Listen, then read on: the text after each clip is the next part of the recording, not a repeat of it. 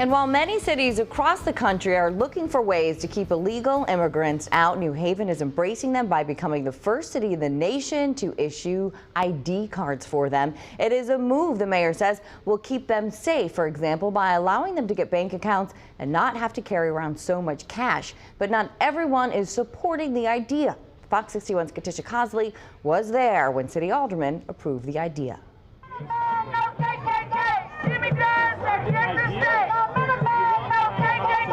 On one side of the narrow sidewalk outside New Haven City Hall, supporters of an immigration ID card. Yankee, you hear me?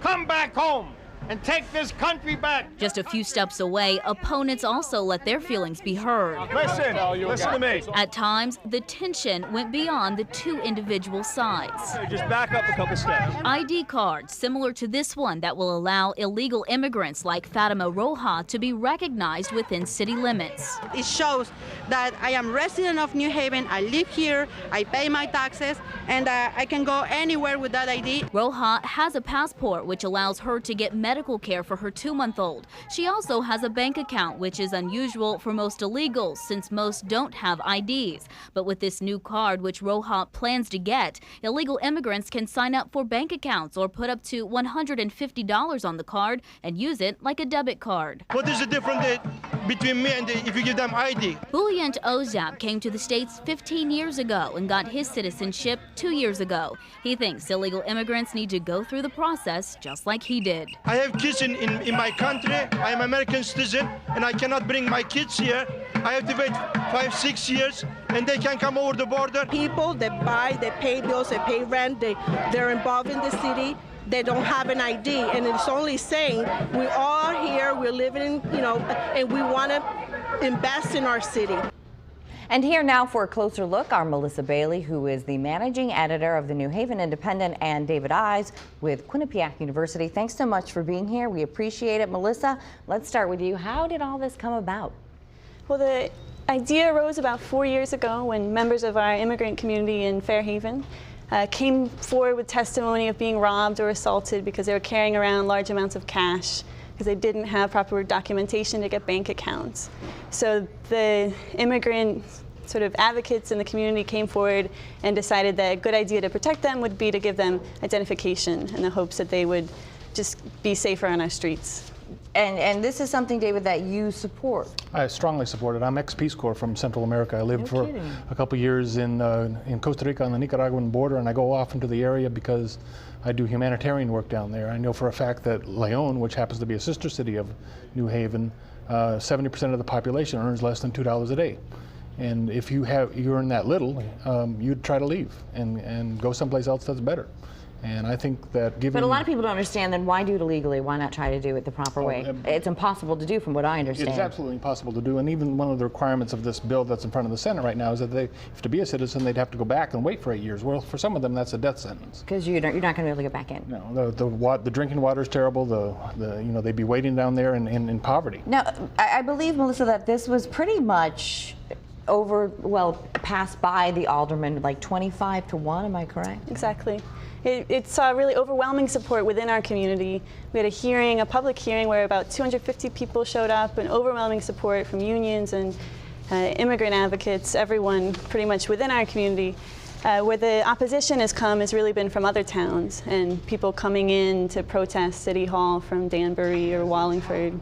We actually have a graphic from the one alderwoman who voted against it, and she is a Republican. She said she voted against because she was afraid that it would attract other immigrants to the state and to New Haven, burdening services like hospitals and schools. And she said, quote, "I don't want to burden the already overburdened New Haven taxpayer." David, there's a lot of people, I'm sure, that may agree with what she's saying. I'm sure there are, and I have to acknowledge that is a point. That's something that needs to be addressed. But when we're a residents of a country that is the richest country in the world, I think we can probably find the funds to support this. We're wasting a lot of money in the war in Iraq. I don't know if you remember that this war was supposed to pay for itself with all the oil that was coming out of there. I think that if we prioritized some of our expenditures in terms of human rights and caring about people who are poor, I think then we could find the money. A lot of legal immigrants say that they do pay taxes. Absolutely, they do pay taxes. Taxes and sales taxes? Sales It's clearly taxes. not an income tax Right. if their salary's under the table, correct? Right, but it's not an income tax, but they would, when they would pay a sales tax when they go out to some of the communities and spend some money there. And Melissa, if again, take us back. I thought that was very interesting. So it was several years ago where immigrants were saying that they were being robbed. And explain how it is you can't open a bank account unless you have some type of identification. That was the problem they were facing. Correct. So they're carrying large amounts of cash. We had a gentleman at the end of last year who was stabbed to death. Stabbed to death? Yeah, just after getting paid. And they have no way of securing their money, and they're pretty much moving targets. And this is something that's gotten national attention. What's the city of New Haven been like? Well, I mean, in the wake of, I guess, Wednesday morning, 36 hours after the alderman approved the ID, the federal immigration agents swept through New Haven, seizing 29 individuals suspected of being illegal aliens, and it's really an attitude of fear right now. Let's go to tape real quickly, hear from the mayor why he decided to do this. He's gotten some national press. Let's go to tape. Frankly, what this card is in part an expression of is acknowledging that everybody counts for something. It's an acknowledgement of collaboration, of working together, and frankly, to me, is just part of an attitude you need to have when you have a place which has so many different people from so many different places. I'm not suggesting that this program will work for every city and town in America. I would hope, though, that particularly the Congress of the United States and the President moves to pass a fair and balanced immigration reform program. So is this a done deal then in New Haven, the ID cards? I'm not sure it's a done deal. I think it'll be challenged. I'm sure the federal government will have something to say about it, and I hope that in the end, though, the immigrants win. We're definitely seeing a war between the federal authorities right now, and the city is just maintaining they're going to come out with these ID cards in the beginning of July, and they're not going to be deterred, and they believe that we're defining the city as a home for immigrants and not seeing them as a threat or people who need to be cast away. All right, thanks so much for your time. Appreciate it. It's very insightful. You're welcome.